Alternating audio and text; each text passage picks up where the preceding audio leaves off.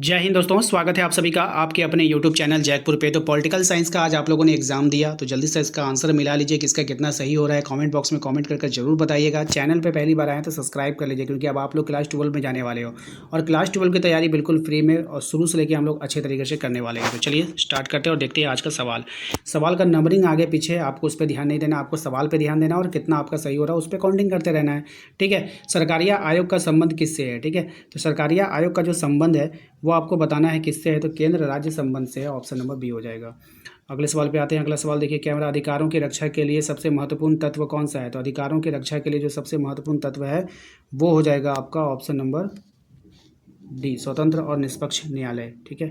आइए अगले सवाल पे आते हैं। भारतीय संविधान की प्रस्तावना के अनुसार सर्वोच्च सत्ता किसमें निहित है? तो ये जो सर्वोच्च सत्ता निहित है वो जनता में निहित है। किसमें निहित है? जनता में निहित है। नेक्स्ट था अगला सवाल हमारा, राज्यों के मुख्यमंत्री की नियुक्ति कौन करता है? तो राज्यपाल करता है। कौन करता है? राज्यपाल करता है, पता है सभी को। अगला सवाल देखते हैं क्या है हमारा। कह रहा है आपसे, राष्ट्रपति पद के लिए न्यूनतम निर्धारित आयु क्या है? सबको पता था, बार बार रटवा रहे थे हम, 35 वर्ष। ठीक है। नेक्स्ट है, जस्टिस शब्द की उत्पत्ति किस भाषा से हुई है? तो जस्टिस शब्द की जो उत्पत्ति हुई है वो कौन सी भाषा से हुई है? तो लैटिन भाषा से हुई है। अगले सवाल पे आते हैं। अगला सवाल है आपका, निर्धनता निवारण किस प्रकार के न्याय का एक अंश है? तो आर्थिक न्याय का अंश है। ऑप्शन नंबर सी हो जाएगा।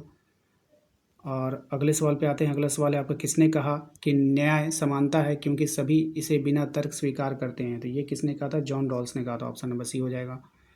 फिर है, कार्य का अधिकार किस प्रकार का अधिकार है? कार्य का अधिकार किस प्रकार का अधिकार है आपको बताना है।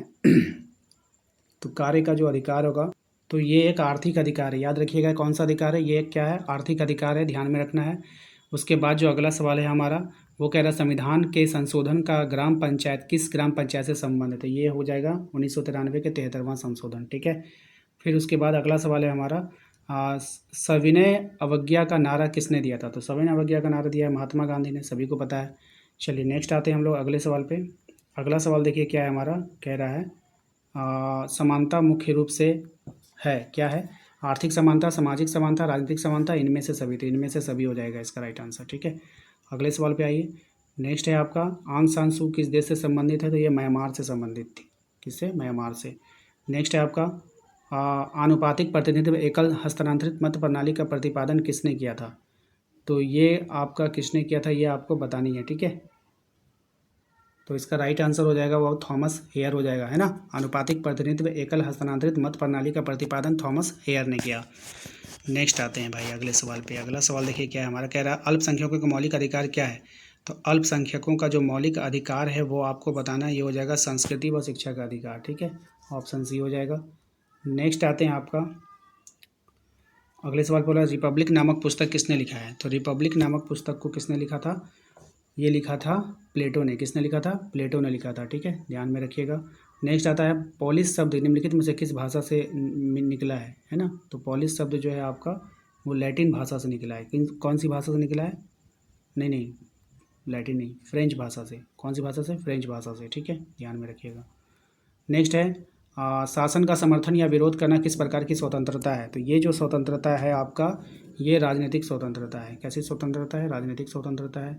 उसके बाद है आपका लॉन्ग वॉक टू फ्रीडम किसकी पुस्तक है? तो नेल्सन मंडेला का। ठीक है। उसके बाद है आपका राजनीतिक विज्ञान का पिता जो है वो किसको कहा गया है? तो राजनीतिक विज्ञान का जो पिता कहा गया है वो कहा गया है अरस्तु को। किसको कहा गया है? अरस्तु को कहा गया है। हाँ, नेक्स्ट आते हैं अगले सवाल पे। अगला सवाल देखिए कह रहा है कि मौलिक अधिकार किस देश के संविधान से लिया गया है? तो मौलिक अधिकार जो लिया गया है वो अमेरिका के संविधान से लिया गया है।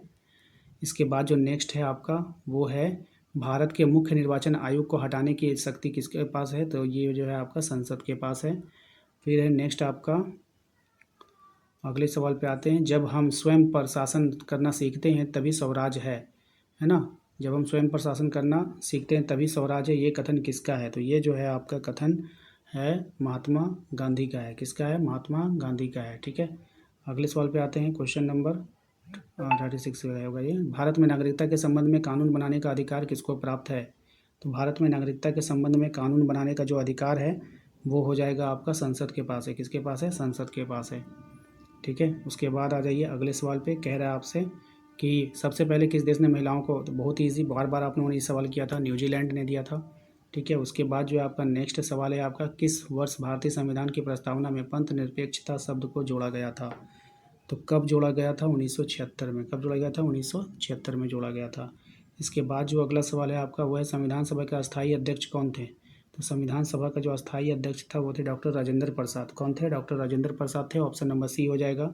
नेक्स्ट है, झारखंड में उच्च न्यायालय कहाँ पे अवस्थित है? बहुत ही आसान सवाल, रांची में है। फिर अगले सवाल पे आइए। अगला सवाल है, किस संवैधानिक संशोधन के द्वारा भारत में मताधिकार की आयु 21 से घटाकर 18 कर दिया गया था? तो ये था आपका 61वां संविधान संशोधन। ऑप्शन नंबर ए हो जाएगा। उसके बाद जो हमारा नेक्स्ट है, भारतीय संविधान सभा के उद्देश्य प्रस्ताव को किसने प्रस्तुत किया था? तो ये हो जाएगा आपका बी, जवाहरलाल नेहरू ने। ठीक है। फिर नेक्स्ट है आपका, कल्याणकारी राज्य की संकल्पना का समाज भारत के संविधान में कहाँ वर्णित है, आपको बताना है। तो ये आपका वर्णित है राज्य के नीति निर्देशक तत्व में। ऑप्शन नंबर डी हो जाएगा। नेक्स्ट आते हैं, भारतीय संघात्मक व्यवस्था की अवशिष्ट शक्ति किसके पास है? तो ये जो शक्ति है ये संसद के पास है। किसके पास है?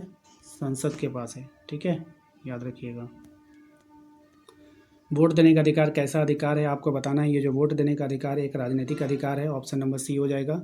नेक्स्ट है आपका, भारत की पहली महिला राष्ट्रपति कौन बनी थी? तो द्रौपदी मुर्मू। कौन बनी थी? द्रौपदी मुर्मू।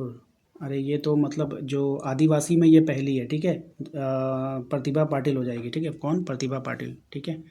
नेक्स्ट देखिए, राज्यसभा में निर्वाचित सदस्यों की अधिकतम संख्या कितनी हो सकती है? तो राज्यसभा में निर्वाचित सदस्यों की जो अधिकतम संख्या हो सकती है वो 238 होगी। कितनी होगी? 238 होगी। नेक्स्ट आते हैं, क्वेश्चन नंबर 27 है ना ये। भारतीय संविधान के किस अनुच्छेद में कहा गया कि कानून के समक्ष सभी व्यक्ति जो है समान है? तो ये कहा गया था आपका अनुच्छेद 14 में। किस में कहा गया था? अनुच्छेद 14 में कहा गया है। उसके बाद है, ग्रामर ऑफ पॉलिटिक्स नामक पुस्तक किसने लिखा है? तो ग्रामर ऑफ पॉलिटिक्स नामक पुस्तक को किसने लिखा है? तो ये लिखा है लॉस्की ने। किसने लिखा था? लॉस्की ने लिखा है। ऑप्शन नंबर डी हो जाएगा। नेक्स्ट आते हैं हम लोग अगले सवाल पे। अगला सवाल है आपका, ए थ्योरी ऑफ जस्टिस पुस्तक किसने लिखा है? तो ए थ्योरी ऑफ जस्टिस पुस्तक को लिखा है जॉन रॉल्स ने। किसने लिखा है? जॉन रॉल्स ने लिखा है। नेक्स्ट आते हैं अगले सवाल पे। कह रहा है आपसे कि मौलिक अधिकारों को लागू करने के लिए सर्वोच्च न्यायालय कितने प्रकार के आदेश जारी कर सकता है? तो ये जारी कर सकता है 5 प्रकार के आदेशों को। ठीक है। अगले सवाल पे आते हैं, संविधान के किस भाग में राज्य के नीति निर्देशक तत्वों का वर्णन किया गया है? तो कौन से भाग में वर्णन किया गया है? तो भाग 4 में, है ना, भाग 4 में किया गया है। क्वेश्चन नंबर बस सारा का सारा कंप्लीट हो चुका है आपका। ठीक है, तो बताइए हमें कमेंट करके कि आप लोगों का कितना सही हुआ है। और वीडियो को लाइक कर दीजिए। चैनल पे पहली बार आए तो सब्सक्राइब कर लीजिए, घंटी वाले आइकन को प्रेस कर लीजिए ताकि आने वाली हर एक वीडियो का नोटिफिकेशन आपके मोबाइल पर जाता रहे। Thank you.